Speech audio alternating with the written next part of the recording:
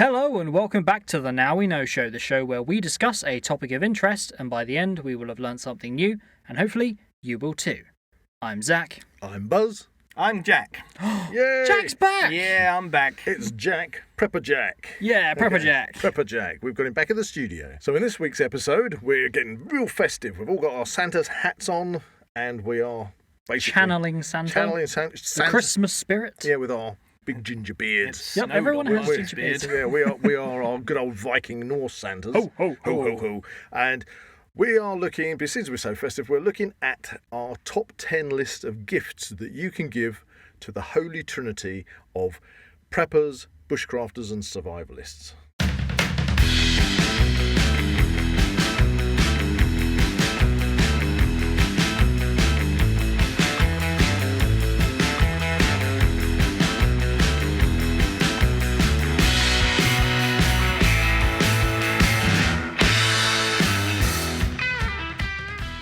If you enjoy the Now We Know Show podcast, why not support Zak Wylde Productions on our Patreon page? Become an official ZWP patron for as little as £1 a month for exclusive early access to all our latest episodes, videos, behind the scenes, updates and more. Okay, so before we get into that, it's time for Word of the Week. Oh, Word of the Week. Word of the Week. Word of the Week. Word of the Week. Join in, Jack. Word of the Week. Word of the Week. Word of the Week. Word of the Week. So, the Word of the Week... Sorry, Jack. We sort of jumped that on, Jack, didn't we? So, Word of the Week is all about Old English words we don't use anymore. All you have to do is write down what you think it means in the comments. We will then reveal what it means at the end of the episode so you can find out if you got it right. What's the Word of the Week this week, Zak? The Word of the Week is crepuscular. Crepuscular. Crepuscular. Jack's looking a bit puzzled on that one. Do you know what crepuscular means? Do you know what crepuscular means? I have no idea what crepuscular means. The challenge is to, 1, know what crepuscular means, 2, get it into a sentence. Crepuscular is spelt C-R-E-P-U-S-C-U-L-A-R.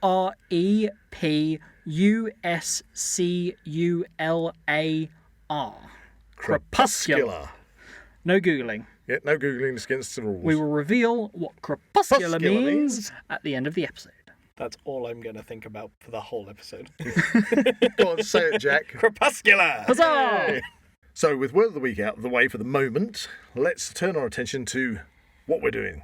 That is Crimbo presents, Christmas, Winterfest, Yule, call it what you will, for, as I mentioned, the holy trinity of preppers, bushcrafters and survivalists. Because you can't have one without the other generally.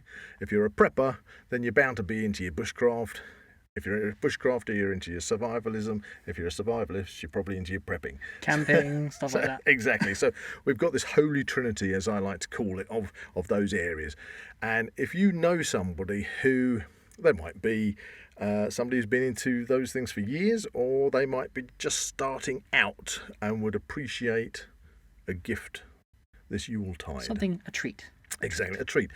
And so kind of what we've done is put together, I don't know what's on your lists, guys. We've all got lists. You've got our Santa's list. Christmas lists. Exactly. What I asked you to do was to write down your top 10 items that you would think about gifting somebody, with the only parameters on it that, because everybody's cash strapped at the moment everywhere, is to make sure that it was more of a kind of budget price gift. It doesn't mean that that's, a piece of tat. It has to be reasonable.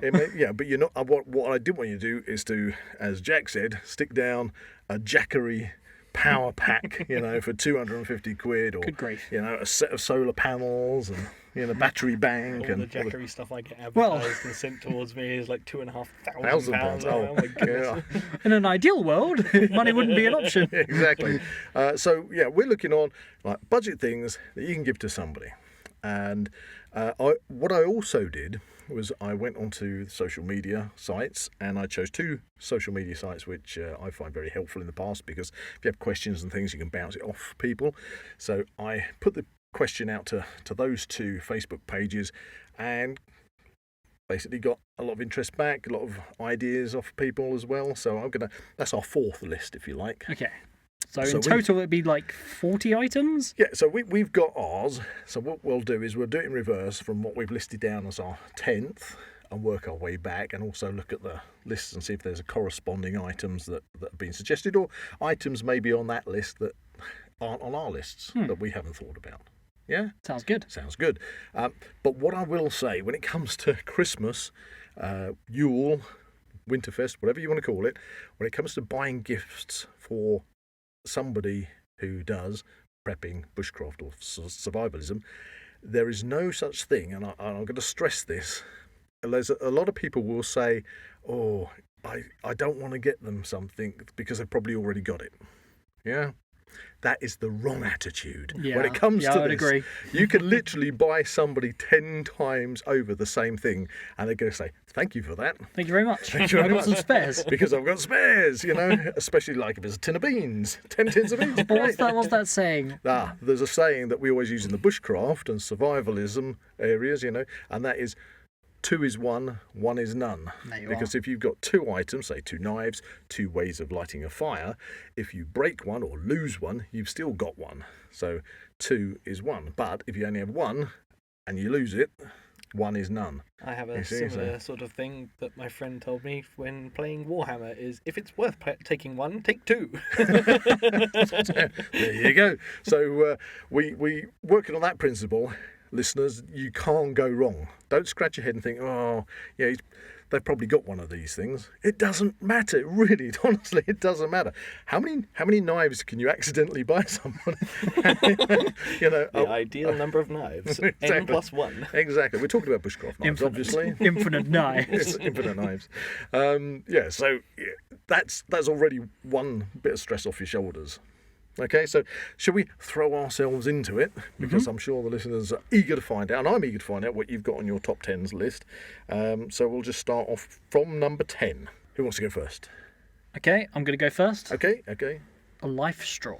Oh, you've put that down at number 10. Okay, that's So fine. a life straw is basically a water filter, which means you can drink water from a river, a pond, Anywhere. I mean, even a toilet. okay, so Wouldn't advise it. but I think people have done that to demonstrate them. Oh, fair But enough. interesting thing about the life straw. Now, you can get all sorts of soya minis, all sorts of different filter systems out there, and they are very good. And going back to the last podcast about prepping, and we will go over this subject with you, Jack, you did bring up one of the big issues with your family, being a big family unit, was acquiring fresh water. Yes.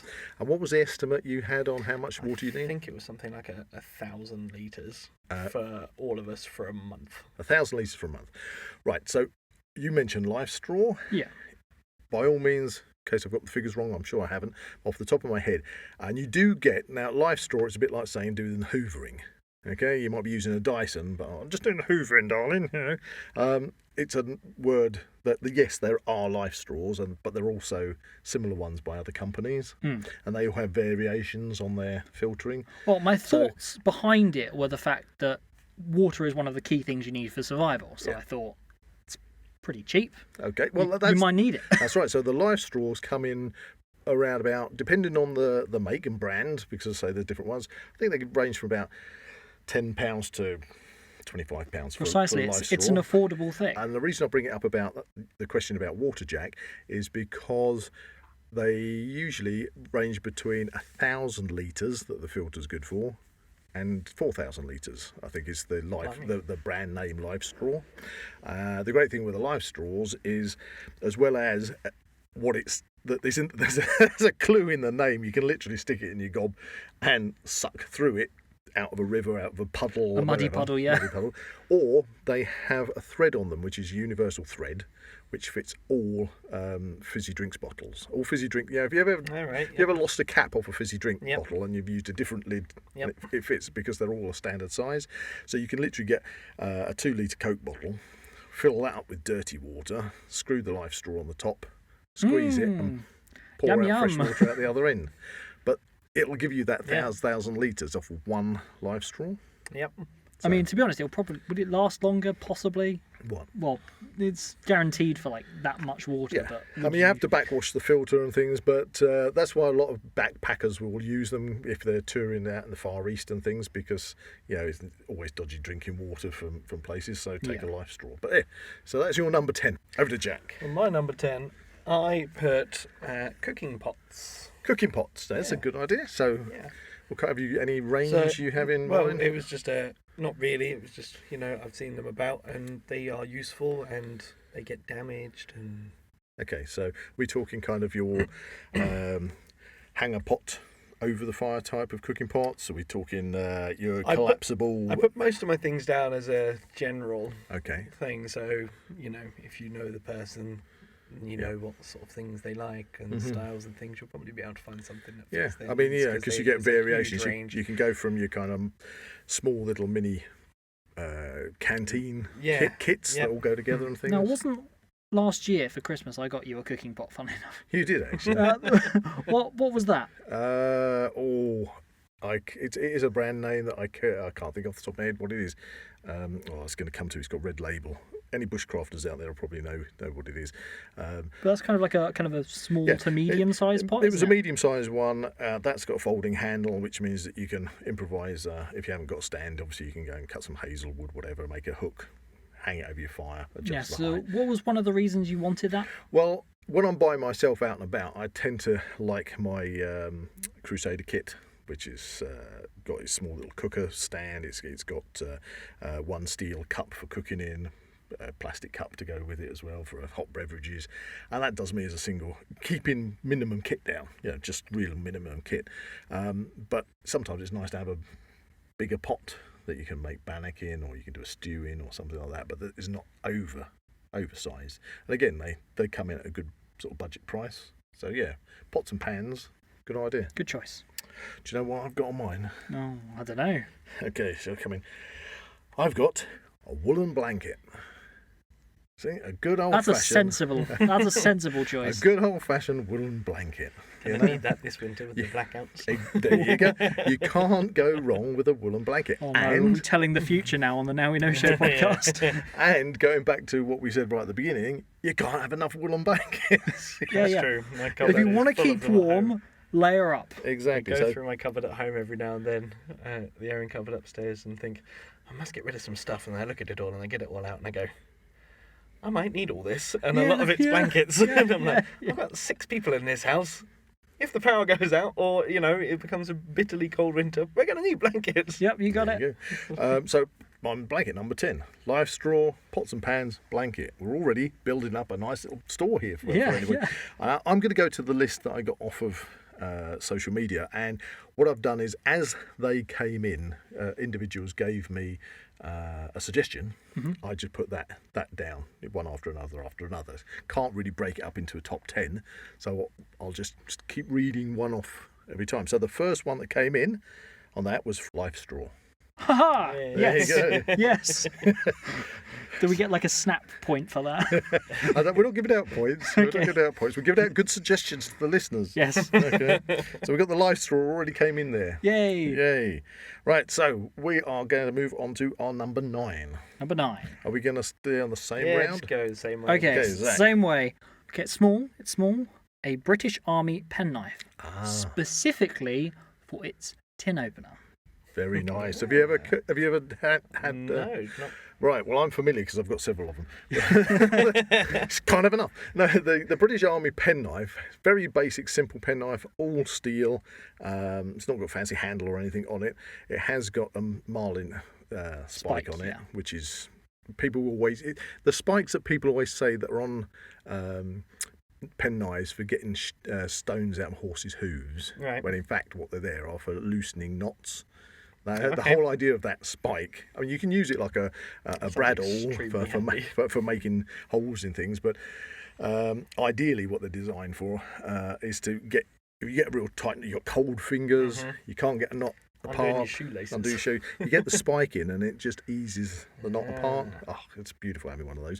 But the other benefit, as you just said, with it, there's more than just one benefit, but the other benefit is it's got one of the best bottle openers going. Bottle openers, tin openers. Yeah. Probably you could open a bottle with it. You can open anything with it. The blooming claw on it. It's huge. It's one of those kind of hooked beaked tin openers. Yeah, you usually find it on like a penknife. Yeah, lots of penknives. It's the standard kind of one you have on most penknives. Like a Swiss Army knife. But if you get a Swiss Army knife, they tend to be very small, tiny ones.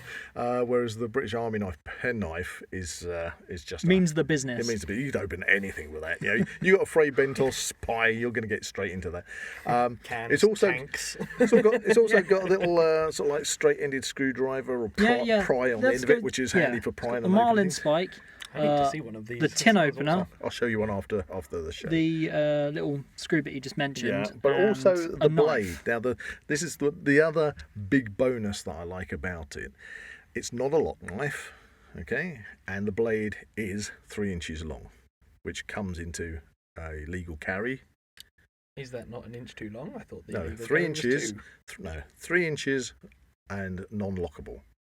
And it's also got what's known as a sheep foot point on it, which means instead of having your standard kind of pointy end, it's cut off at quite a steep angle. Okay. So it would be pretty no good for stabbing somebody with. Right. You turn around and use the Marlin spike. We're not advising We're that. not advising that. Advising that at all. No. But as a pocket knife that is a legal carry, it's Pretty good choice. It's a good choice. So there you go. It's a very multi-purpose. Again, cheap to purchase because you can go to places, Army surplus stores, and pick them up second hand, which are in perfect condition. Yeah. So again, and sometimes they even come in with little names scratched into them. That's cool. Whoever's owned it. I think mine's from Dave. Cheers, Dave. So, Jack, your number 9. Right, my number 9 was a cooking kit / spice kit, which just handy to have to make all your meals a bit more interesting. Not just spicy, but No, that's really salt good. and pepper and all that sort of stuff. Yeah. You That can is buy really good. kits Yeah. of those. You obviously can go out and get your standard. What's the company that make a lot of those Schwarzkopf, those kind of spices? But you can collect smaller containers from other things, can't you? And then transfer the spice over, so you can have a lot of different choice, but in a smaller Is this space. the Samwise Gamgee seasoning? Yeah, exactly. That's Exactly. it. Yeah. You need a nice little Everything needs little seasoning, wooden box that you can put your own seasoning in. Come on, Mr. Frodo, catch it! What a brilliant suggestion. Yeah, I didn't think of a that. selection I think of that was spices. from James Fake. Right. Thank you, James. You actually threw a memory into my mind then from years ago when Zak was just a wee lad. And you were in, I think, it would have been it was before you were in the... No, actually, I don't even know if you were in the Scouts by that time or the Cub Scouts. You were very small, but myself and your mum, Tina, we used to help out Scout leaders. We went on one of these, I think it was a father and son weekend with the Scouts. Where we were a place called Faisal's Wood near Watford. And you just... I've forgotten all about this until you mentioned it. One of the fathers of, obviously one of the Cub Scouts, he was a chef. And he brought a little plastic toolbox with him. But in that toolbox, he had exactly what you said. A whole range of different spices and his knife kit. So when it came to doing breakfast, because they would do competitions over the weekend, the best breakfasts and the best... And all the kids and the fathers would cook for all the leaders. Right. And so whoever got that father as the person cooking the dinner with their son, they had tomatoes which were like made into swans and roses. Oh, really? Pulling out all the stops. You get all the vegetables out and cut them all into all this. And all the other fathers are going Michelin star breakfast. But that's all they were doing the entire weekend, right? Yeah, it was brilliant. But yeah, spot on. Yeah, that was a good weekend. But spices, why not? Which comes then to me. What's my number 9? Small stove. Oh, Just cooking a again. small Cooking stove. What I had in mind with that is you can get lovely little fireboxes which are just collapsible. They can either fold out. A lot of bushcrafters will know what I'm talking about. They fold out, or they are made in sections that slot together. And it's a little firebox that you do exactly that. You use wood, tinder, wood, and feed your wood in there. So it's a lovely little firebox. I use them myself. So you can have a real open fire, but it's contained and it's safe when you're out and about. Or the alternative, small gas cooker, if you just want to have the ease of having gas. But both items are budget price. They're not going to cost you an arm and leg. And again, I don't think it's something that anybody's going to turn around and say, I've already got one of those. Yeah. What if the first one breaks? Exactly. So, what if you want to cook 2 things at once? however, it does remind me of, again, something from last Preppers podcast. Yep. So if you haven't listened to it, listeners, go and listen to the previous podcast. It was mentioned the blackout box, and you said you had a solid fuel stove in it. We had a comment on that one mentioning that you shouldn't use those indoors. We obviously weren't inferring to use it indoors, but it was a good point. Yep. So I just wanted to bring that up. If you do have anything like I just mentioned, a folding firebox or solid fuel outside. Obviously, if you've got a little gas cooker, that's a lot safer, and you can use that. If you have a little fireplace, could you use it in that? If you had an open fireplace, obviously no problem at all, because you normally have an open fire. You're probably not using the cooker. Oh, there you go. You know, you're probably saying, "Why have I got this tiny little firebox?" Wait a second. Can I have saved myself some more money? I could just literally have a fire. So brilliant. So, now it's over to the list that I had. So coming back down, so we've had the live straw. The next one was dry bags. Yeah, they could be useful. Yeah, they could be very useful. You know, I mean, everybody needs dry bags. But when do we use dry bags? Oh gosh, we use them all the time. If we're going out bushcrafting, always put stuff into dry bags, because you want to keep your wet clothes separate from your dry clothes. You want to keep your dry clothes dry, just in case you get any leakage in backpacks. Well, thinking of specific situations when we go canoeing, when we go canoeing, paddleboarding and stuff like that. Exactly, canoeing, paddleboarding, and I use a dry bag which doubles up as a drag float. Yeah. When we go wild swimming. Do you know what I'm talking about there, Jack? Yeah, attached to your foot.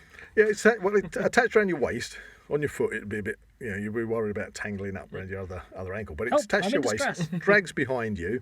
It notifies other people that are using, say, boats, or especially around the coast where they're using a lot of jet skis. Jet skis. That's it. They can see the orange things. But better not drive over that. Yeah. But our original drag floats were exactly that, just floats, and they're quite handy because we do when we get the chance coastal swimming, so we choose a spot on the coast to park up, and then we'll put our wetsuits on, because you need wetsuits to be in there all day, and we'll literally swim, say, 5 miles down the coast, exploring the caves, exploring the cliffs, hidden places beaches. You can't normally get to. Places you can't normally get to, and you need a wetsuit, and obviously we have the dry bags, the drag floats with us, and then hit the coastal path and walk back, because we have our dive boots on, so you can walk back along the coastal path to where you originally parked. It's a day out, great fun.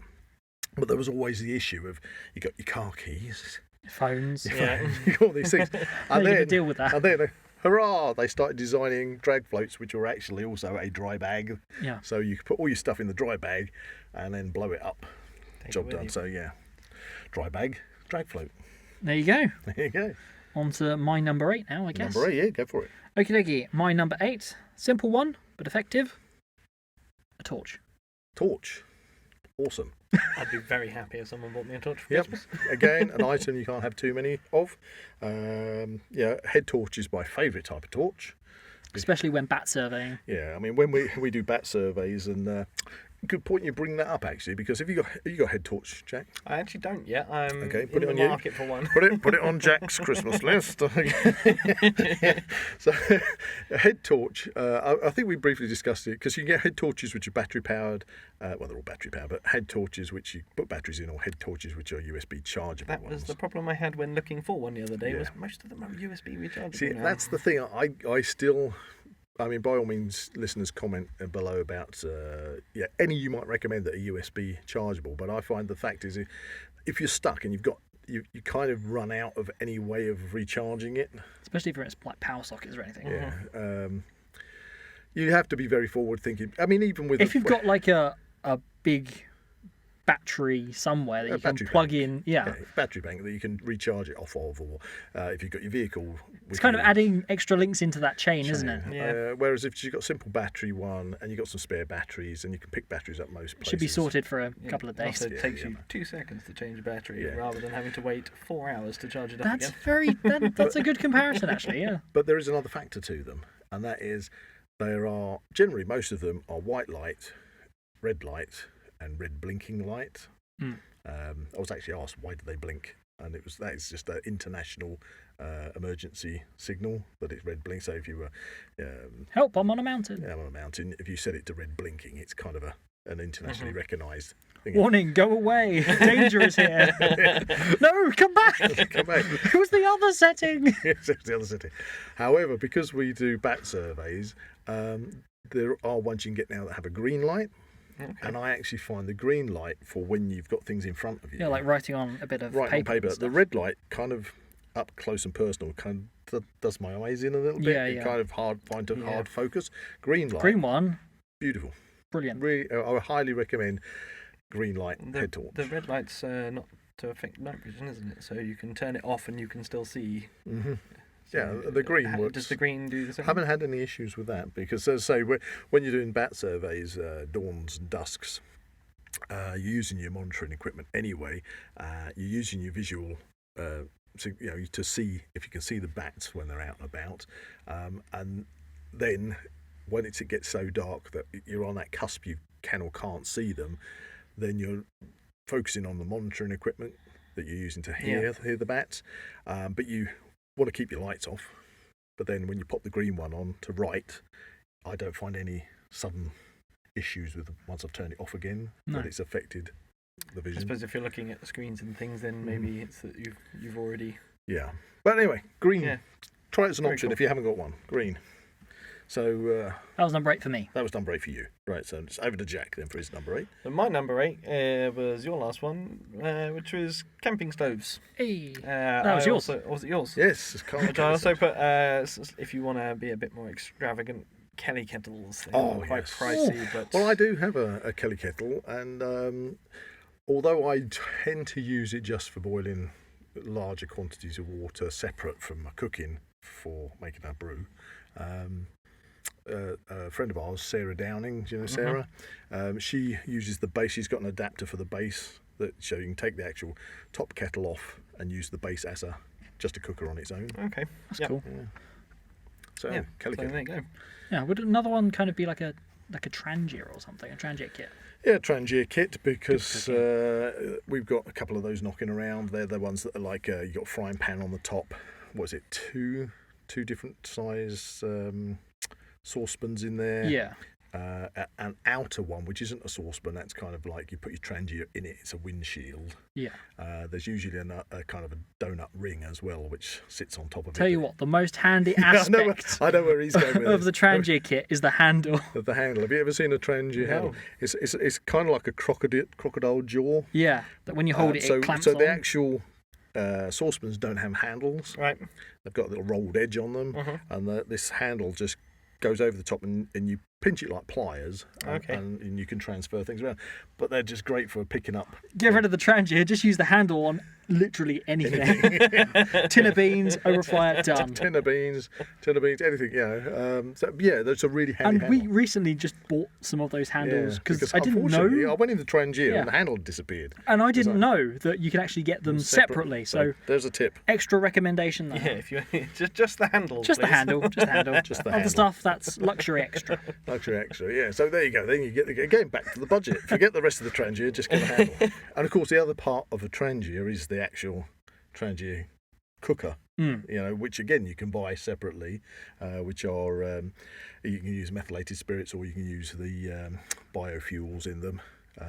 And again, they're pretty handy. They actually fit in most of the Crusader, British Army Crusader cooking kits and things. A lot of this stuff is interchangeable. Going back to the folding firebox that I mentioned, again, if you don't want to have an open fire by using wood in them, you can put a little Trangier stove in them. Most of them will fit the Trangier stove all right, so you can cook over that. So a lot of this stuff is quite multi-purposed. Good stuff. Good stuff. Good suggestion, that one. My number 8 is supermarket vouchers. Interesting. I'm I have interested. received those as a present before. They were useful. Well, I was thinking about this. A lot of people, a bit strapped for Yeah, cash. I'm and interested things. to see your justification for this. Well, one of the things that a lot of people that prep do like to stock up on their food. They want to go and buy tins and buy this and buy that. What you've done is buy them free food of So their what you've own done, choice. you just say, okay, I might not know exactly what to get you. Okay, so if this would probably be in like reference to pre-apocalyptic situation. Well, It would help them to prep for an apocalyptic situation. yeah. Okay, I get that reason. Just if you think that somebody, if you really got that kind Because of... as soon as it gets to like apocalyptic situation, I don't think they're going to be accepting vouchers. or I think gold. most people are going to be screwed anyway because they won't be accepting cards. No one carries cash anymore. Which actually does throw up a thing, because there was an article that came on, I think it was in Kent, that a prepper had his house raided. Or the chap, Oh, I saw this. yeah, he'd had his house That was raided. today, wasn't it? Yeah, and the article wasn't huge, so it didn't really give you the details. But the police had raided this person's house, and he would have seemed to have been kind of, from reading the article, it seemed like he was maybe fortifying his house or doing something. But there was no actual reason given in the article, an exact reason of why his house had been raided by the police. But the police raided his house and found that he had an illegal, unlicensed sawn-off shotgun behind his fridge. But he also had something like, I think it was 6 or more legally owned guns in gun cabinets. Yeah, didn't they say like crossbows and things? Yeah, but he... And I can see my crossbow from here. The reason I mentioned you saying about the apocalypse is because the reporter who'd obviously written the article was very unfair on preppers. Yeah. Because it was the wording, wasn't it? It was the wording, because It wasn't great. the chap in court was asked by the judge, "Are you a prepper?" As if that's some kind of weird thing. Are you a prepper? You know? And because it kind of suggested they were paranoid. Yeah. Well, he was given. He's meant to be going to another court hearing about the possession of the illegal firearms, but he's had all his other firearms given back to him because they're all legal, which seems a bit weird. But he himself said that he's not out to hurt anybody or anything like that. But the article made out that he had a secret room and he had tins of food stored away. Yes, Tins of food in a cupboard? Shock horror! They weren't in the cupboard, they were under the floor. No. But ultimately, the reporter described it that he's a member of a small eccentric group of preppers who live in fear of societal breakdown, societal collapse, and natural disasters. And it's like, no, preppers. That's not prepping. I said this to my wife Amy. I said, look at this, and she went, well, that's the opposite of what a prepper is. If anything, they're not scared of it because they're prepared for it. I know, and Yes. also you've seen so many programs on the moment saying, make sure you're prepared for cold weather coming. Make sure you get this. Make sure. But they won't call you preppers. They won't call them preppers, but they're advising everybody to be preppers. Yeah, you must resort to the old ways. Yes, don't get raided to find you've got food in your cupboard. Yeah, exactly. Stored tins. You're obviously one of those eccentric. Like they're having what programs, it yeah. It was the sawn-off shotgun, and he had the weaponised tins of food. That's what it was. This one is too far gone, and it's for the trebuchet. There you go. That was a reference to the other episode. Exactly. Because they're having like TV programs and don't stuff. Don't get me wrong. If he's done something Yeah. illegal and he's being picked up by it, then that's the law and needs to be dealt with. But the whole inferring that anybody that is a prepper is some kind of weird eccentric that lives, as you said, Jack, in fear. And then on the other side, they're having like TV programs where it's like, if you get cold, put on a blanket. Put on a blanket. Buy some extra blankets. As if The blanket somebody you got as a gift don't from know. our top 10 list. They don't know how to keep warm. Like, come on. So yeah, mine was supermarket things, because that way somebody, if they want to stock up their food stores, but you don't know exactly, they might have, say, a food that they don't like or they could be allergic to. So it gives them the opportunity to enjoy a shopping trip out and buy themselves some stuff for their food stores, or use those vouchers for something else. But I would really think if I got vouchers for a supermarket, that it's probably foodstuffs I'd be looking to buy. Yeah. Anyway, so there you go. So now let's refer to the next one on the list from social media, and that's hot water bottle. Well, hot water bottle and blankets, but we'll go hot water bottle because I've already mentioned blankets. Several times. So, hot water bottle. Yeah. Yeah. Nothing wrong with that. Nothing wrong with a hot water bottle. Just a way of keeping warm. Exactly. I think people, they could do a brew in it as well. Yeah, as long as you've got a way of heating up the water. Exactly. You're good. On one of the small stoves we've spoken about, using the water filter. Using the transient. The live straw, exactly. Yeah, it's all fitting together. Yeah, so thank you for that It's one. almost like we know what we're talking about. Thank you, Jane Edwards, for that suggestion. Right, which brings us to, we're getting down our Christmas list now. Yeah, my number 7. Your number 7. Okay, it's a bit big one. Oh. Army surplus backpack. Yeah, a lot of people do ask the questions. Yeah, you got to have somewhere to store all your stuff. Yeah, I mean, especially if you're out and about. Yeah, if you're doing wild camping, Mm-hmm. you're doing bushcraft, you want to go out, doesn't have to be on a regular basis, but you still need to carry your gear, then you're going to need a backpack of some sort. Some of them can be exceedingly expensive. I have noticed. Yeah, but if you want something that is, because I've got British Army. It's got to be versatile and durable. Exactly. So I've got ex-Army. I think packs. ex-Army is basically the way to go, because as soon as you go into something like go outdoors or something, most of those. I've tried like a Van Gogh hiking backpack several times. They've always broken because the plastic clips. But it's supposed to be the durable. highest of qualities, and it breaks them the first time you go hiking. It's like, what? That's ridiculous. Whereas my old Army one is just like. I think I've got a 30-year-old Army one. Isn't mine like a however many litre? Yeah, yours is the engineer one. Yours is the turtle. Have you got the square one? Yeah. It fits a big square a toolbox. It's for carrying those. Is that one? I think so. Yeah. Yeah, and whereas I've got the standard. Yeah. Backpack, and with and of course you get the external pouches. You get the external zip-on and off pouches, which you also can get the separate yoke. Yeah. You can put those pouches on. That is one of my extras on the list. I've put pouches. Makes it look like a jetpack. Okay. Yeah. So you get jetpack. In fact, the last time I used that is when we went to go caving in Wales. Do you remember that one? Yeah. And then we went on a real big cave system down there where... spent an entire day underground. I needed because we were underground all day, needed to take a pack lunch. Didn't want to take a big backpack, so I just popped the side pockets off the pouches off the few side. clips. That's it. Are these caves you can stand up in, or are these the fear-inducing caves that I've seen online where people are squeezing through them? I'm like, there's no way I'd get back through that if I went through that way. It varied sometimes. I can't remember the name. Just watching. Can't remember the name of it. It was in Wales. Yeah, some of it was natural cave system, but the majority of it was a slate mine. Yeah. But it was an old slate mine that is. I think it takes you down to the deepest place you can get to. I'd love to go down there, but I think I would freak out.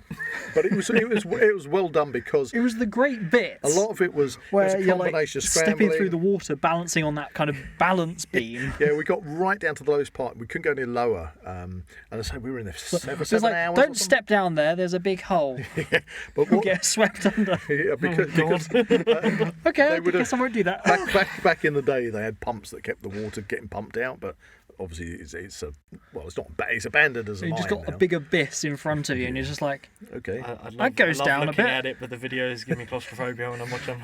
Yeah, but they'd actually put some scaffold poles that you could step on, the scaffold poles which are about an inch or two under the water. Yeah, that you could balance your way across. Yeah, you're gonna have to hold onto this chain and kind of just make your way. Shimmy your way. You have to duck a bit here and kind of. And then every so often we get to a chasm which they'd already put a zip line across, and then you'd hook yourself on the zip line and literally disappear off into the dark. Into the nothing. Incredible. And we were down there 7 hours. Isn't it like the longest zip wire underground? I think. I couldn't tell you on that, but we had that jump at the end. Yeah. Oh, so that was the extreme part. It finished off at the end. Now I climb, Zak climbs, and it's kind of, I'm not scared of heights when I know I'm secure.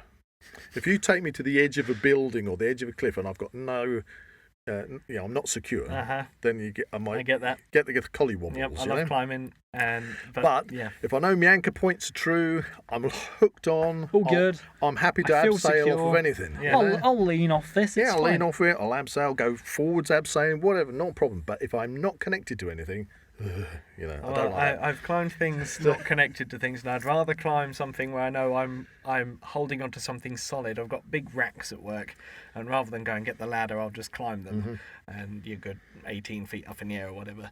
And I would rather climb up the rack knowing I'm holding onto a solid rack that I built, rather than use the ladder that I know could fall over. But wasn't it? It was a leap of faith. We knew at the end of the day we were going to get to this place called the Leap of Faith.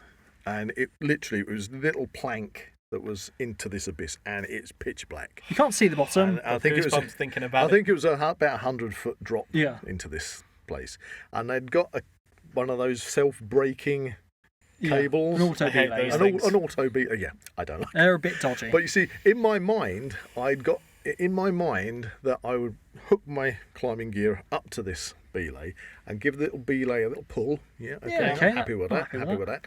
And then you literally just stepped off into the abyss until it kicked in and slowed you down, and then Do not trust. when you got right not trust. when you got right down the bottom, they had some mats at the bottom, but you couldn't see anything, from the top. But what was the thing about it? Oh man! So I went straight away. I went, "Who's going first?" I went, "I'll go first. No problem. I'll go first. Get it over done with, sorted." Standing on this plank, hooked up, but they got the belay. It was just dropping down into the. Well, it was attached to like a bungee cord. It was, and it's like, okay, now I feel really like I'm not 'Cause it was attached to anything. It's drooping like off the edge. It you was just had to loose. hold the cable up next to your shoulder so you didn't get whipped in the face, and then it just dropped down into the darkness and came back up to the belay above you, and it's like.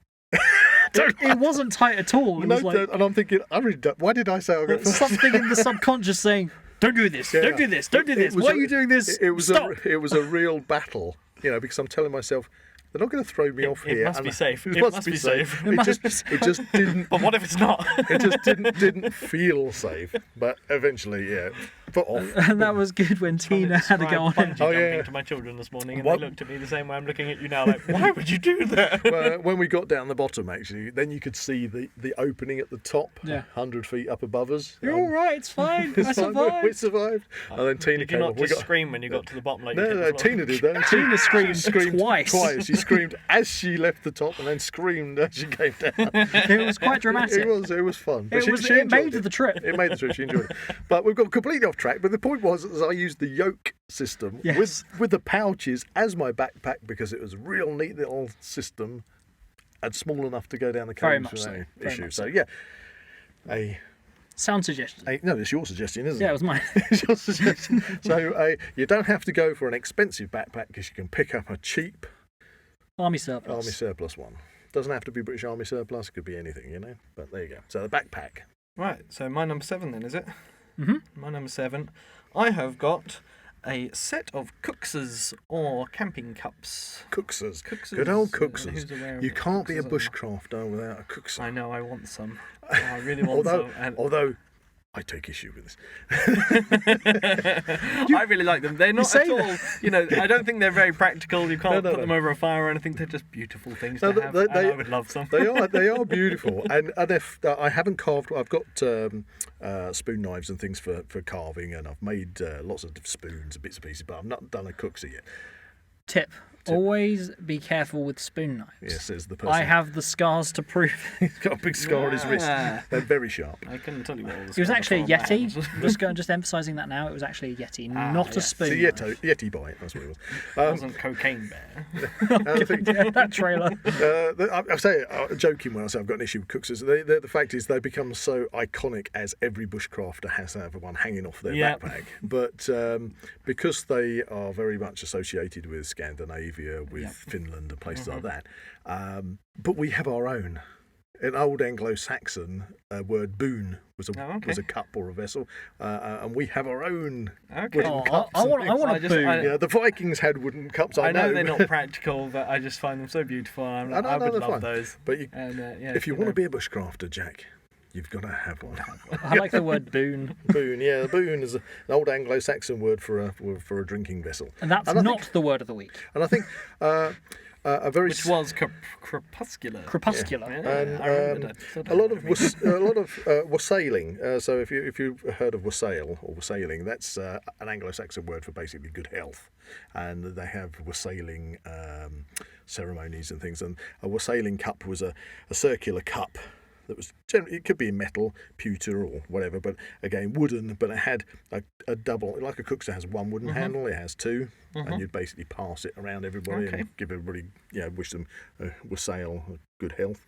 So yeah, every culture has its own cups. Very cool. So you don't have to have a cookser. You can Yes. have a boon instead. Well, so I I'm having a included boon. in that Having a boon. / camping cups, and that would be things like the Crusader cup.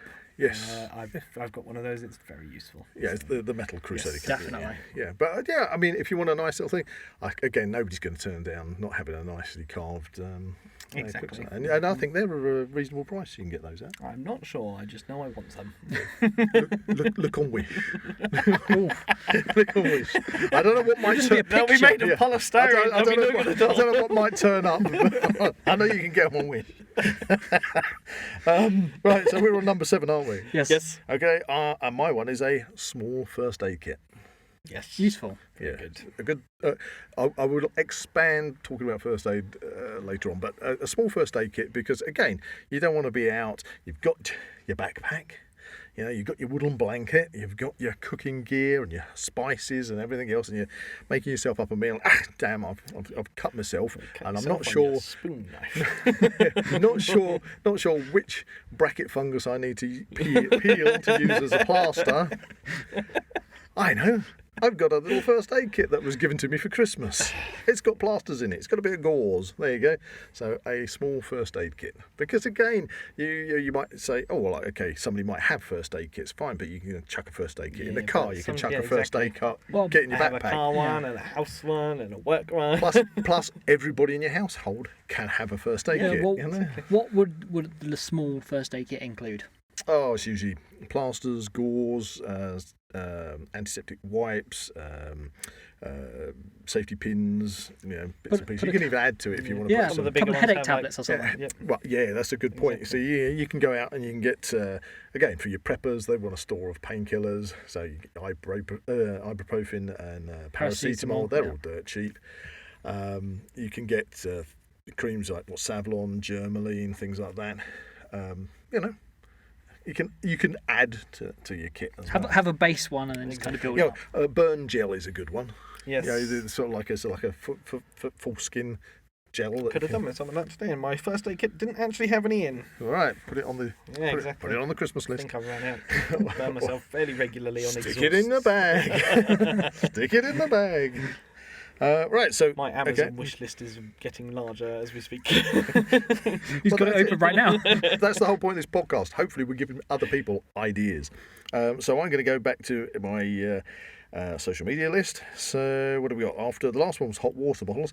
So we have a single burner stove. So we've already had the stove. So another good suggestion. So what was that? Single burner stove. So the stove has come up again. My number 6. A single burner stove. Oh, great. So, we don't need to discuss that too much because we've already gone through so many different burners and bits and pieces. And bobs. Briefly, I like gas. You can get gas one, small gas cylinder, but if you run out of gas and that's all it can do, you can do nothing else with it. So, Happily have more than one. Yeah. Okay, so that's my number 6. Number 6. My number 6 also doesn't need discussing. We've already discussed it. Head torch. Hey! Head torch. Well, that's going to chuck me straight onto my number 6. Thankfully, guys, I've got something different now. Oh, yeah? I have an axe puck sharpening stone. Axe puck? Yeah. Have you know what an axe Oh, puck I think sharpening I've stone not is? seen them. An axe puck. Yeah, right. An axe puck sharpening stone. It doesn't have to be necessary for an axe, but people listening may well understand what I mean, or you can do a Google search for an axe puck or just a puck sharpening stone. It's just looks like what it sounds like. It's a circular disc, like a hockey puck. Okay. Some of them have little shaped edges on them to put your fingers in and things. One side a finer grit, one side a coarse grit. Use it for sharpening your axe, hatchet, knives. I'm going to add one of these to my list. And you can buy them by the cells. A lot of them come with a little leather pouch or a little camo pouch, blah, blah, blah. But, everybody's going to have some kind of sharpening system generally. People will go out and buy those kind of sharpening tools you can buy where you run the knife blade through like two metal jaws, but they kind of peel the steel off your blade. Mine isn't recommended because if you have any burrs on your knife, you will shatter your window. But the top of your car window works extremely well for sharpening knives, and the bottom of a ceramic mug. There you go. Wasn't that a thing with knife sharpening? Is like sometimes when they're actually making the knives nowadays, it kind of has like a double bevel to make it really difficult to actually sharpen stuff. So it's, they have like a bevel they cut into the blade, so it's a bevel edge, and then they put the edge on the bevel, so you've got a very small edge on the bottom of the bevel. And some people go to the extremes of grinding out the bevel. A lot of people like you. No, sorry. Why would they do that? It's machine made.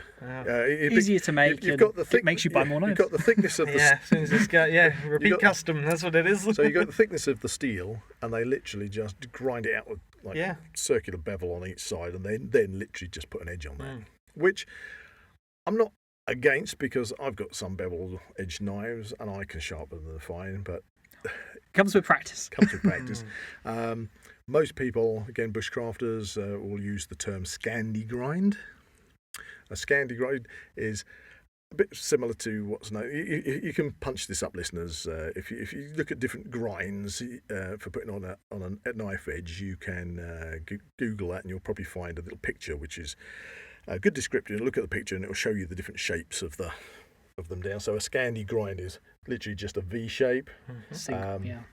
A saber grind is, I think, a little bit more thinner on that side to a Scandi grind, and they are the preferred edges. You don't have to mess about with that. I do an Anglo grind because, funny enough, Anglo-Saxons also used to grind their knives and swords and instruments in the same way as the Scandinavians, but I use an Anglo grind. There you go. Just to be different. So, you could call it a Scandi grind, but I'll call it an Anglo grind. Anglo grind and your boon sorted. I've got my Anglo-Saxon cup. I've got my Anglo-Saxon knife edge. There you go. There you go. But yeah, so everybody has a sharpening system. Some people go for the ones where they're very complex, if you like, even to the point of where you would put marker pen. Yeah, I've seen entire desk setups. That's an engineering thing. It's called engineering blue, and you put it on things when you grind it. And then you grind it off until it's gone. Like that.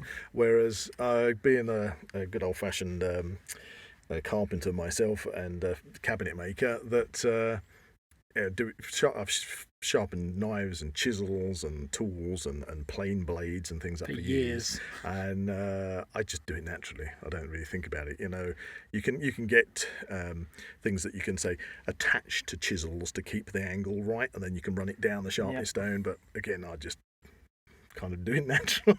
I'll just do it with an angle grinder. At the end of the day, it's not great, but it works. At the end of the day, not good if you haven't got power. No. At the end of the day, if you were out in the wilds, you've been in a plane crash and you've got to survive, and you've got I found a surviving against timber wolves. Yeah, and I found something that I can use as a knife. I've seen that. The grey with Liam Neeson. Grey. That's it. As long as you haven't fallen into the grizzly maze, you're all right. Or grizzly. Get those small tequila bottles, smash them on a rock, duct tape into your hand, boom, done.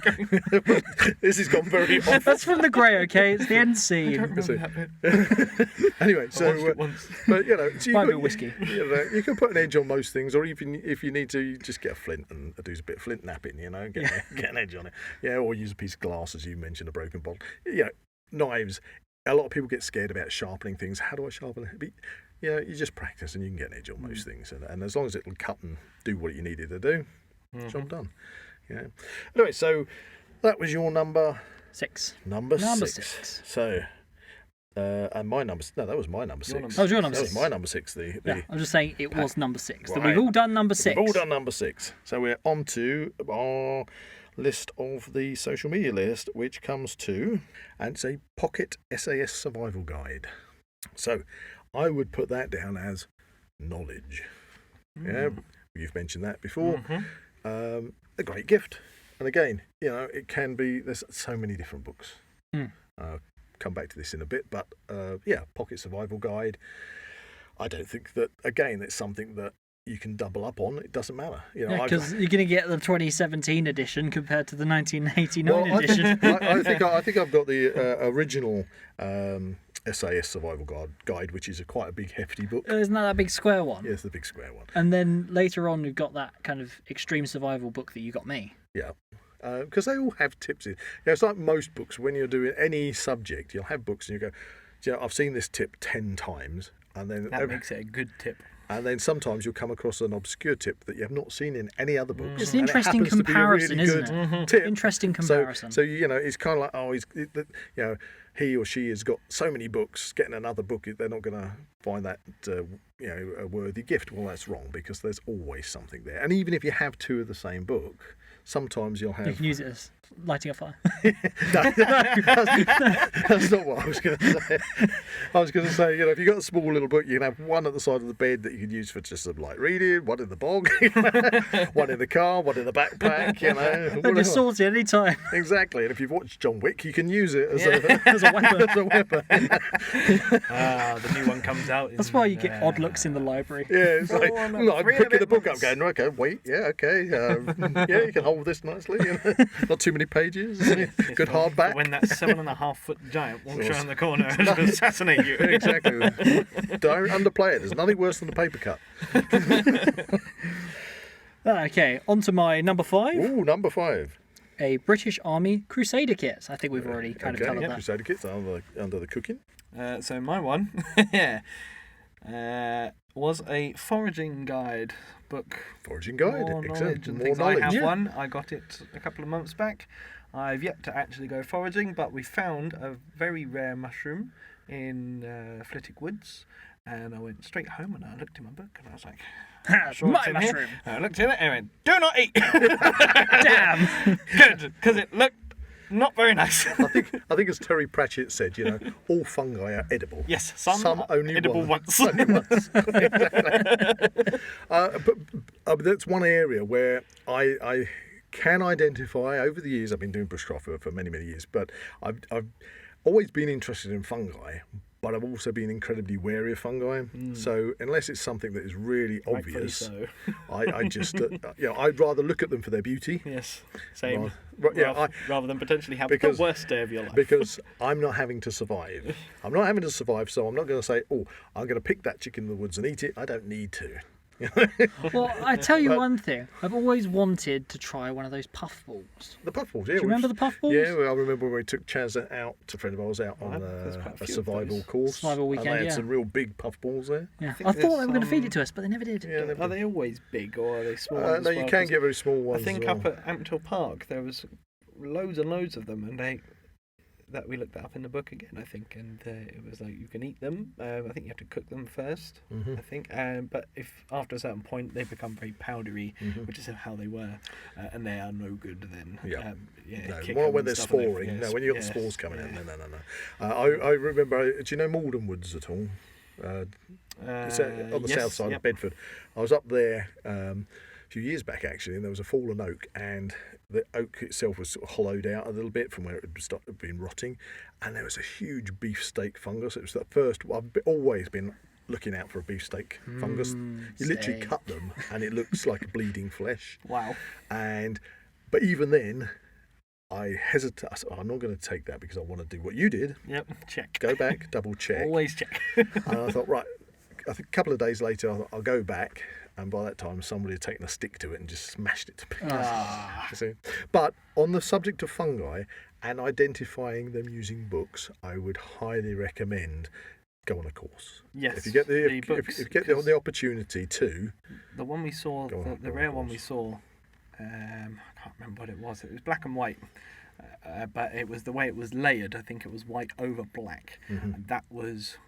Oh, it might have been the other way around. It might have been black over white. But anyway, there's two, and they look very similar. One's black over white, one's white over black, and one is edible and one is not. That's why I say. Always check. That's why you want to go on one of these courses, so the person who's running the course can point at it and say, yes, you can eat that one. No, you can't eat that one, you're going to die. Yeah, I would say, you know, if you can do that, if you're 100% happy and you're 100% sure of what you're eating, fine. But if in doubt, don't. When it comes to fungus. When it comes to most things that you might... There are certain things you can do. It's just good general advice in life, to be honest. If you're unsure about eating it, probably don't. But again, in our holy trinity, one of those is survivalists. And if you were in a survival situation, then you might need to try something to see if it is. And then usually it's pop it in your mouth, keep it in the side of your mouth, see if there's a reaction. Don't he goes jumping into it. Do all the little tests. How many first. different Bear Grylls programs could we reference right now? Eat a little bit, if you've got no mouth reaction and things. Bear Grylls always I says. need to squeeze the moisture out of this elephant dung. As Bear Grylls always says, Use 5-star hotel or I'm not doing it. I always feel sorry for the cameraman who's following him down the cliff. Yeah, it's always poor old Bear Grylls is jumping off the cliffs all enthusiastically, followed by cameraman who nobody ever mentions. He's like, oh no! Yeah, it's all right for you. You can use your hands. Yeah, okay, you've used the dead sheep that you just pulled out of the bog and use it as a sleeping bag. What the hell am I meant to use? Thanks. Thanks for that. It's all right if you inflate it and blooming traverse across a pond. That's fine. Exactly. And Bear used to be your chief scout as well. Yeah, true. He still is, as far as I know. Yeah. Yeah. But that's what they say about Bear Grylls and Ray Mears, you see. Yeah. Always trust the fat survivalist. Well, for those people listening that might not know, that's the difference between survivalist and bushcraft. Because surviving is all about doing exactly that. You're put into a situation where you are literally having to use skills to survive until you can find a way out or somebody rescues you. Whereas bushcraft is just simply about living out in the wild. I'm going to put myself in this situation. Baking bread in the woods. and living comfortably. I'm going to smoke some salmon over That's this it. open fire. Making a sweat lodge while you've got a really nice bed that you've made out of twigs, and it's all you're making a bannock, and it's all lovely. That's bushcraft. That's the Ray Mears comfortable lifestyle. Anyway, don't where were we? squeeze that. Don't squeeze the dung. That's what we do. Good say, I guess. What we were on? Oh yes, we were on number 5. So it's my number 5 now, isn't it? Yep. Okay, my number 5 is British Army penknife. Oh, there we go. Stroke multi-tool. Okay. Because if you can't get hold of a British Army penknife, there are plenty of multi-tools that you can pick up as well. And in fact, somebody did. I'm going to go straight. I'm going to jump the list now, but I'm going to go straight to the multimedia list, where I had a chap, and he did say that there's a multi-tool secateurs set at Waitrose that's around £7 at the moment. Oh. And he said he's got one and it's pretty good. It's probably the cheapest thing in Waitrose. So there you go, a multi-tool. There you go. Yeah. Okay, so We're getting down the list now. on to number Yeah. 4. An army surplus sleeping bag. Yep, okay. Always good. The lovely term that they use in bushcraft is, what sleep system do you use? Oh, yes. So, what sleep system? You've got to do you use one of the... You've got to have a sleep The good system, one, the and then good you've got to one. do a video about your sleep system. I do like this sleeping Yes, bag. this sleeping bag, bivvy bags, tents, what's it called? Oh, tarps, being under your tarp, Hammocks being in your hammock.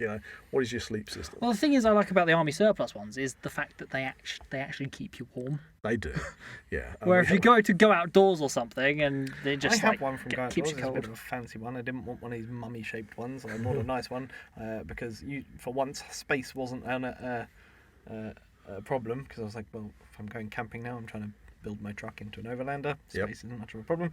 So I bought a really nice one. It is very warm. Yeah. It was quite expensive. Probably more expensive than a British Army surplus one. Yeah, I just found it in a shop. But it was very good. Bargain Yes. bucket. So. Yeah. Well, Treated our myself. local army surplus, great place called the Green Barn over near Cambridge. I keep meaning So if to go anybody listening from the Green Barn, awesome place to go. I know there's other places out there, but we're close in Bedfordshire. We're close to the Green Barn. So Definitely if you need to recommended. go and find that British Army sleeping bag or backpack, Or literally most of the things on this Most of list. the things on your list, yeah. but then you can order them offline as well. So there you go. But yeah, they've never let us down at the Green Barn. Never. We're not sponsored by the Green Barn, by the way.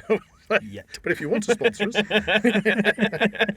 Okay, so a sleeping bag. But I agree. I have problems with sleeping bag. I'm looking at you, Jack, Yes, and making that's why I don't have a mummy one. it's I'm the very shoulder wide. width. Yes. Because I have an issue trying to get the zip done up. It's fantastic up to about And here. up to your waist. After And then that, you're like, it's just absolute Yep, no, nightmare. that's why I bought I the actually spider one.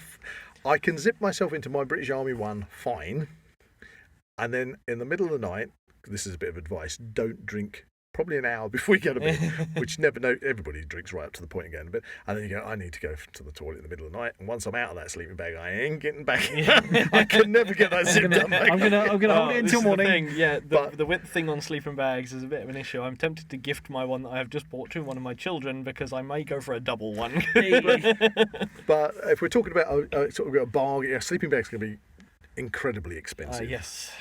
But if we're talking about bargain, budget, then ex-army ones, they're always still in really good condition. Definitely. They are very warm. Always check it out first. Make sure you fit. Yeah, I just lay it on the floor, get in it, and see if it fits.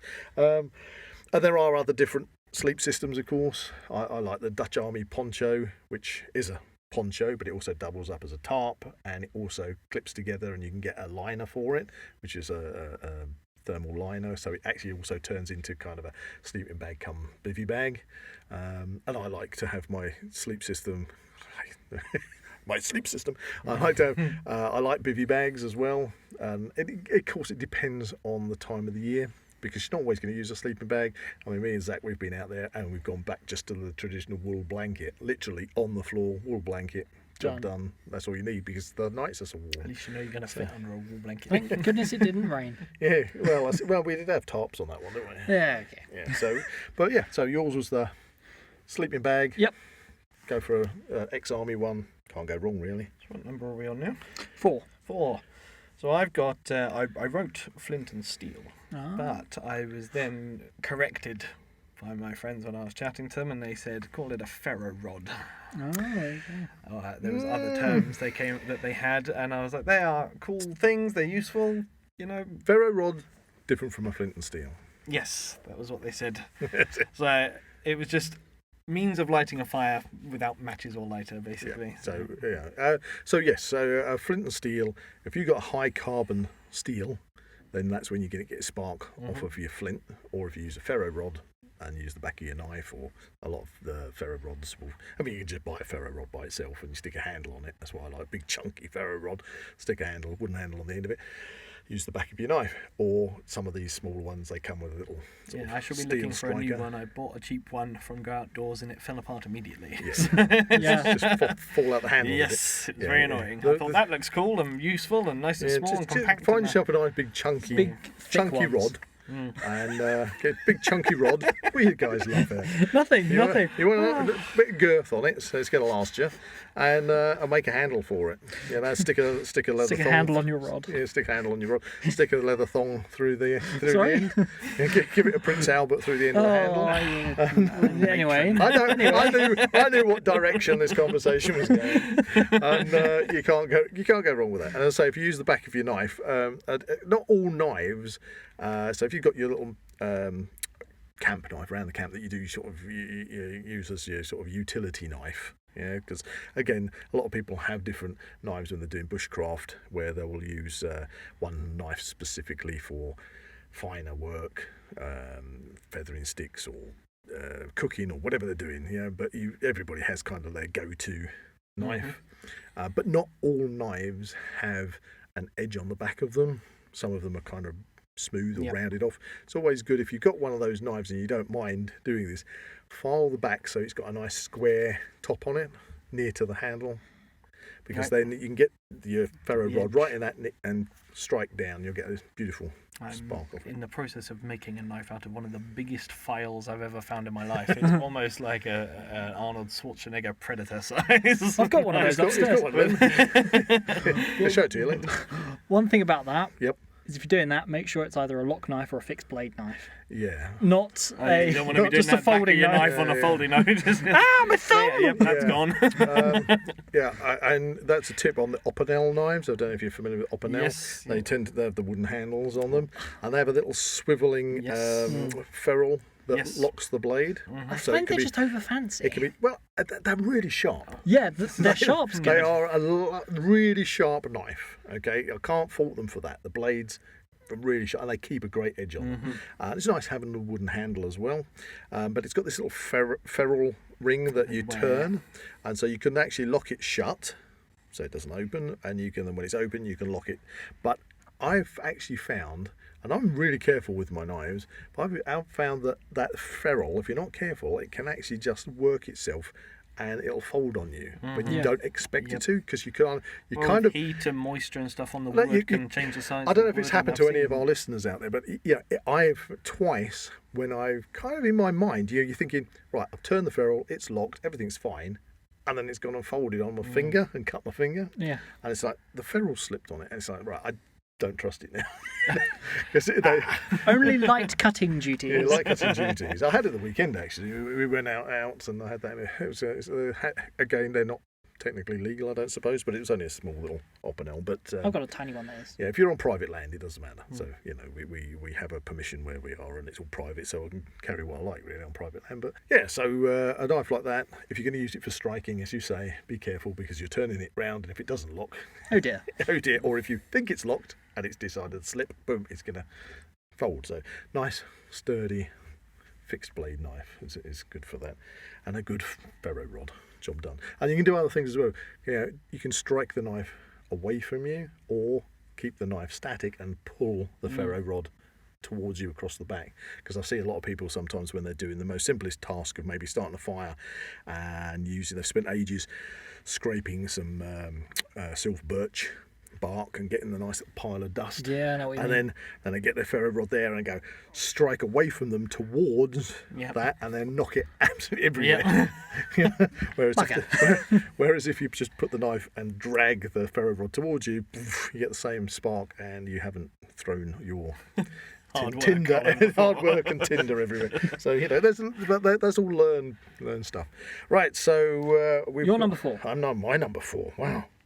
It's getting close now because we're going to be on our top 3. My number 4, head torch. There you go. Head torch. I kind of already mentioned the social media one. I said multimedia, but social media with the secateurs. So that's that one done. Okay, so we're going to move on. We are into our top 3. Top 3. Now this is what I've been really waiting for, because we've gone through quite a few good items already. Mm-hmm. And it's interesting where they've sat, so this is where I'm interested. Because some have come up a few times. What we consider is those 3 top of the list important things to get somebody.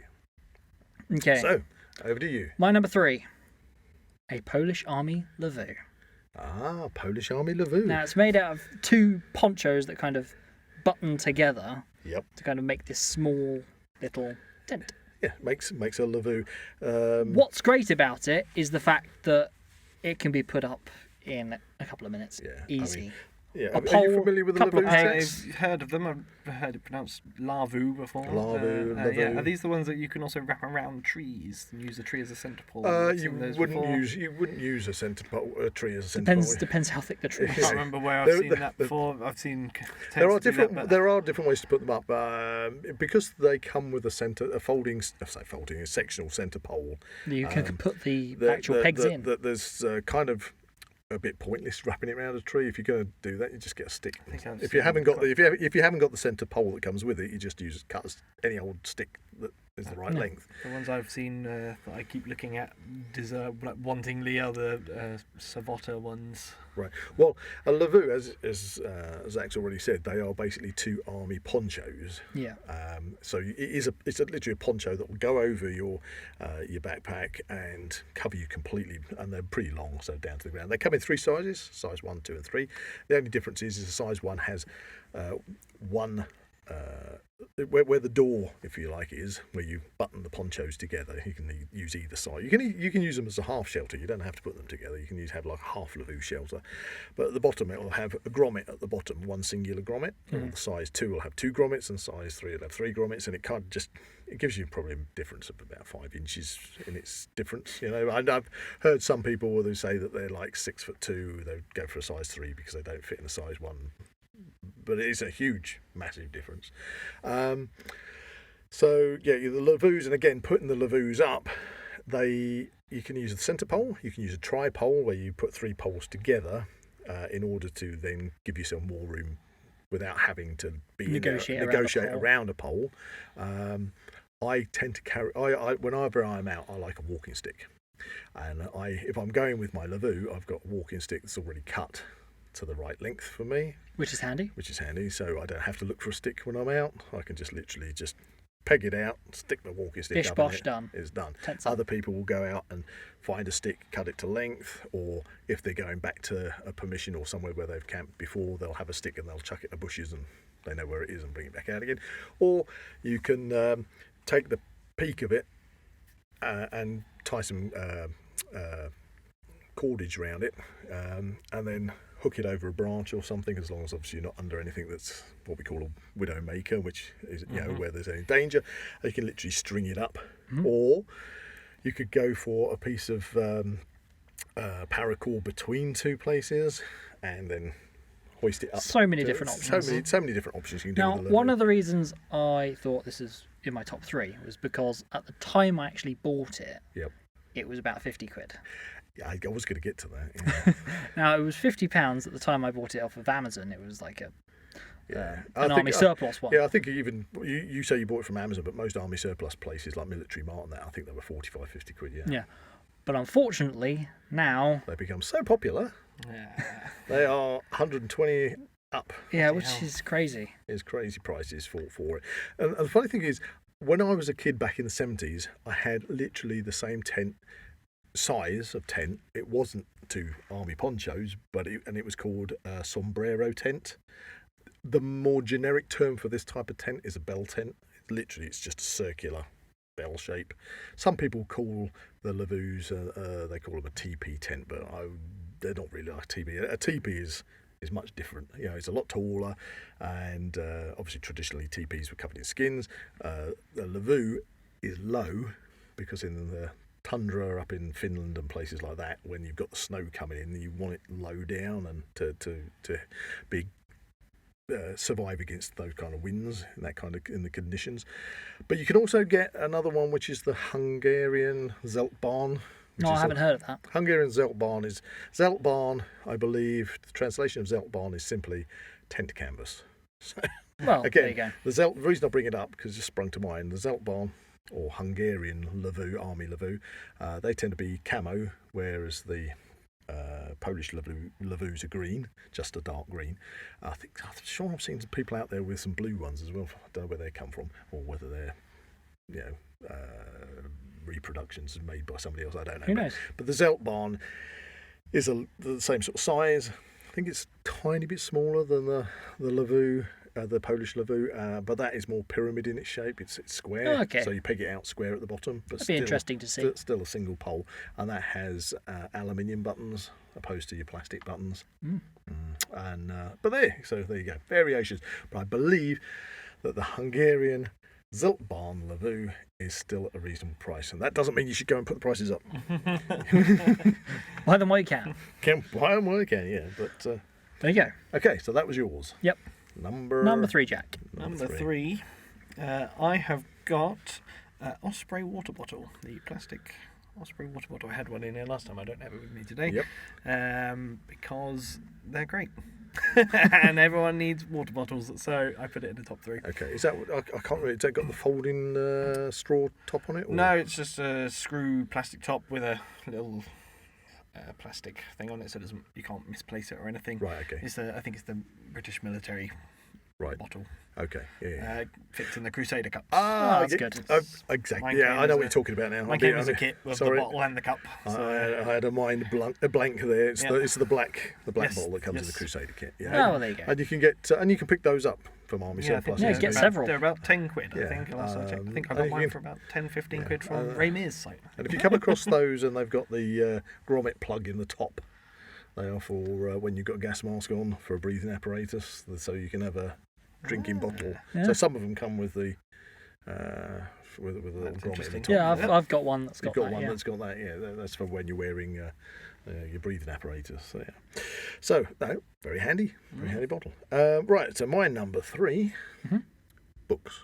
Now, we mentioned books before, so I won't spend too much time on this, but I had books, and under that I had a sub-listing of Books for Christmas? Books for Christmas. What the heck is that? So I had a subsection, so bushcraft and survival books, not books, so books so people can practice different knots because Not books. Yeah, not books. books. I would like not books for Christmas. Yes. Oh, he wants anything but books. Okay. But knots are a very handy thing that Yes, everybody tying needs to learn. knots. Tying Tying knots. knot books. So if you can learn to do some of those, nice Prussic knot and things to get the Figure of eight. tension on Yeah. your tarp line and things Good like that. stuff. Clovitch. Yes, yeah. First, this is what I mentioned briefly when I mentioned about a first aid kit. First aid book comes under that because to have knowledge in that. Knowledge is power. Foraging book, Yes. which is what you also mentioned. Identification of plants. Okay, just as much as I identify, and I've got fungi down here, and also tracking animals and identification as well. So you've got a huge, for the listeners who want ideas when it comes to books, we did mention SAS book, you did mention foraging book. Extreme survival. Yeah, you've got so many things you can choose from. Yeah, there's a huge list. So books, and I'm now going to go back to the Facebook, and we have got a power bank. Yeah. I purchased one recently. I think you have the similar one, the solar charging one. Yeah, the solar charger one. I found that very About- handy about 30 actually. quid. I Yeah. found it difficult to use in the past couple of weeks. It's Yeah. been extremely cloudy. I see what you mean. Yeah. It was charging extremely slowly, Right. so I've been charging it up off my PlayStation. No, that's fine. I Yeah, mean, they are- I generally on an everyday basis, if I use that power bank and I run it down, then I will just plug it in the mains Yep. and charge it up. Mhm. But it's the fact that it has the facility that if you're out and about, you can stick When it I in, had it, in the I sun. think the first day I got it, I just put it on because it was like, don't leave in a car. I was like, well, it's 4 degrees outside. I'm going to leave it in the car. It'll be fine. Mm-hmm. And I put it on my dashboard, and it charged up across the course of a day about half the thing, and it's quite a big power Pack. bank. So Is that the one yeah. that's got the triple fold? Yes. Yeah, it's about 30 quid on Yeah, Amazon. Waited to the Black Friday Yeah. sale, and yeah, it was very good. Charged up about half its thing in a day Mhm. from solar. So And you can get quite a few Very that good. that aren't solar powered that are more budget Yep. price than that, your There you are. £6 one battery powered one that you bought on the last. So my number 3 was books. Now Yes. we're coming on to the top two. Top two. Top two. Okay. Top two for me. Well, number 2 is a heavy duty fire striker with the emphasis on not small. So this is again this ferro Yep. rod The ferro thing. rod. Yeah. Okay, so you got the ferro rod. Over to you, Jack. My number 2, I put penknife with the thought of the open all penknives because they were quite cheap. Yeah, And don't get me wrong, it's had not your- a bad your knife. thoughts on them, It's but not- yeah, they I are like not them. bad knives at all. My first penknife when I was a kid was an open all one. Very It sharp. was very They are good. very sharp. Spent hours just. I'd go with my dad. We'd go shooting, and I'd be bored out of my mind, and my feet would be freezing, and he'd be shooting. And I was like, I wish I could be doing that. And I'd be Yeah. sat there with my penknife that I think my godfather James bought me. Have you And still I'd got sit it? there. I don't. Oh, bless. I don't know where it went.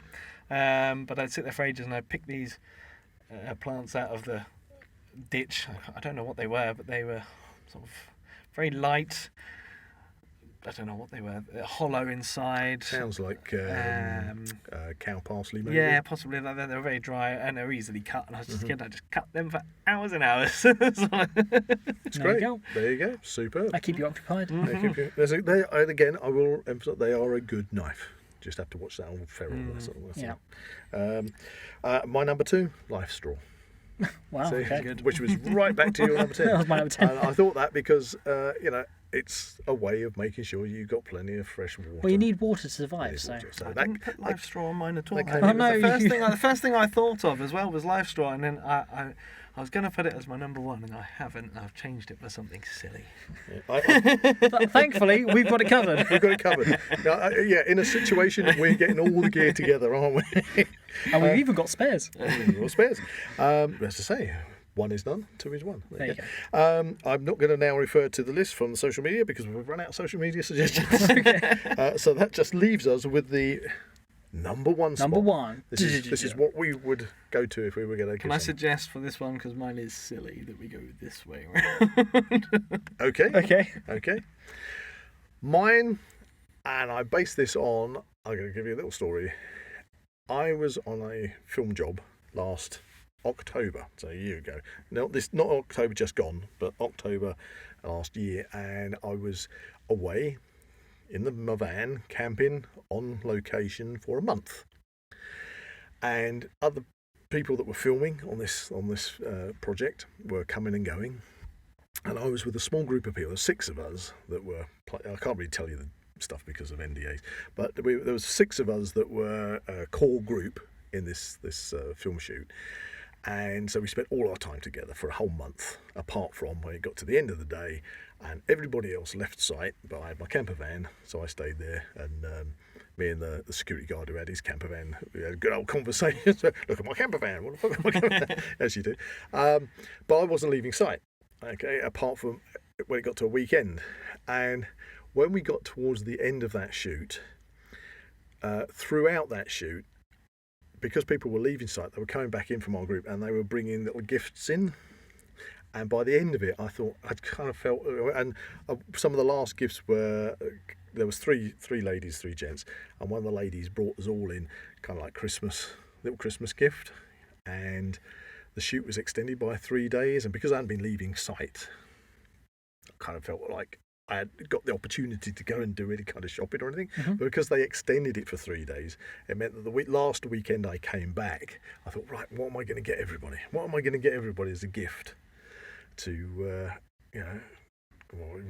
it just right. And I thought, what would I give them? Mm-hmm. So I make tinder pouches, and that's not my number one, by the way, but I make leather tinder pouches, and I thought the best gift that I can give them personally for myself was the gift of fire, and that's what I've got on my number one. Back to the ferro rod, the gift. Oh, there you go. Fire lighting. So I gave them all a ferro rod in a leather tinder pouch.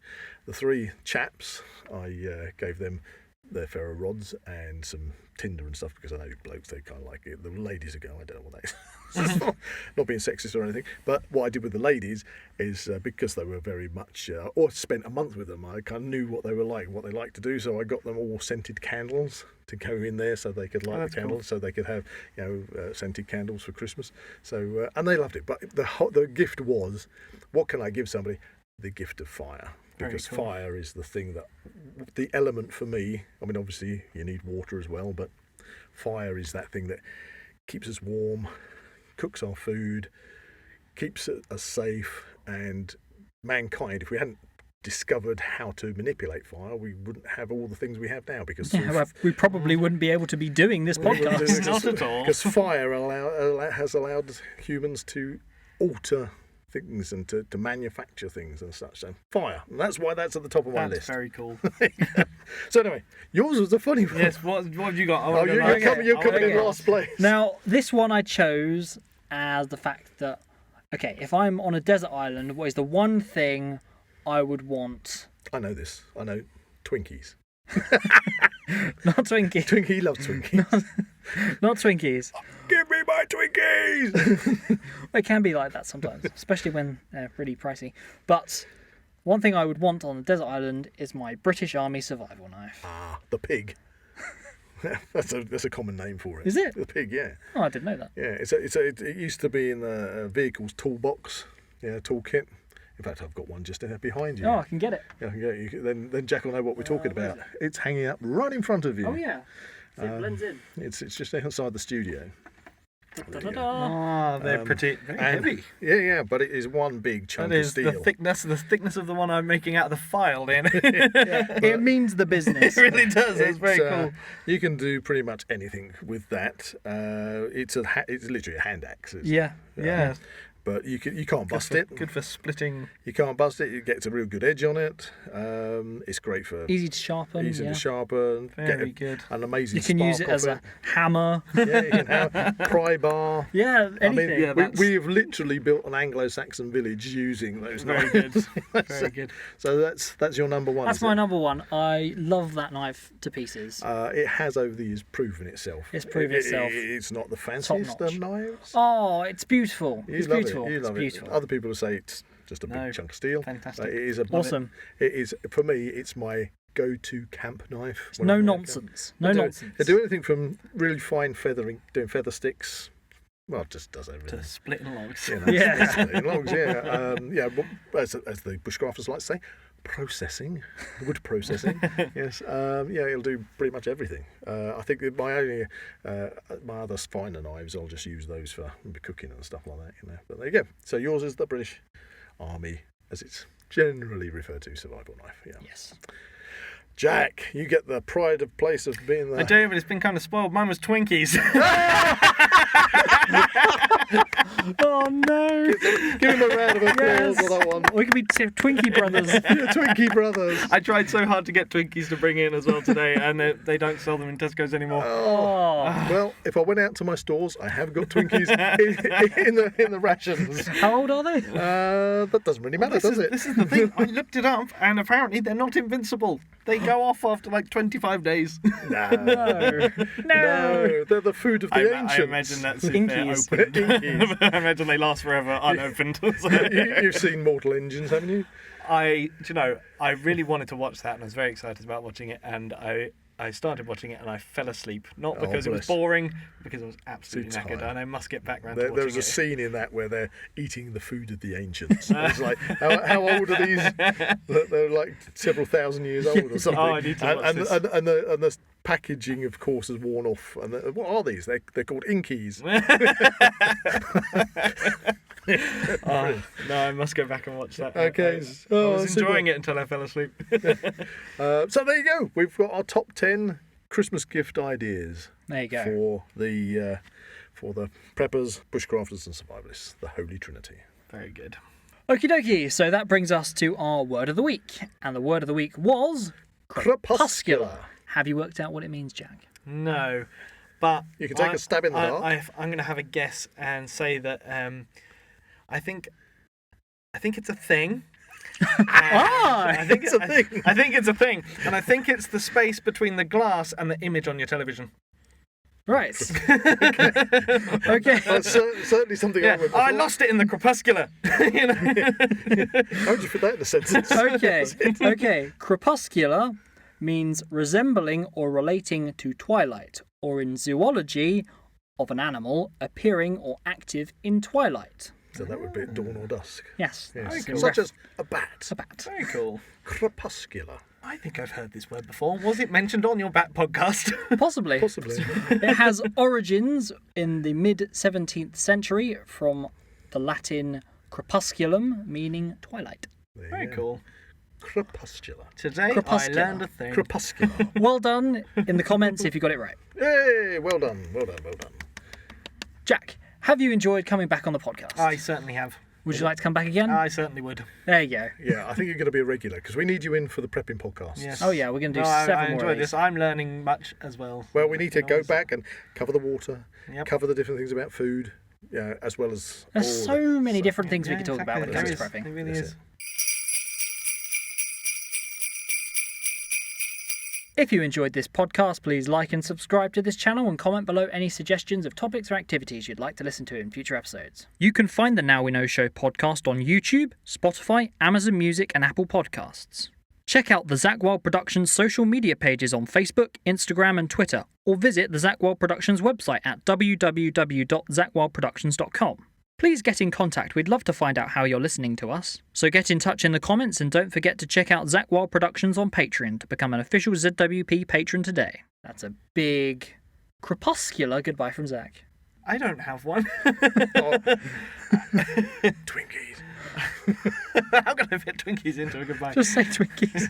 Twinkies! Twinkies. Goodbye from Jack over there. And I don't know. A fire striker goodbye from Buzz. There you go. Goodbye! Practice your fire striking skills. Go for it. Goodbye.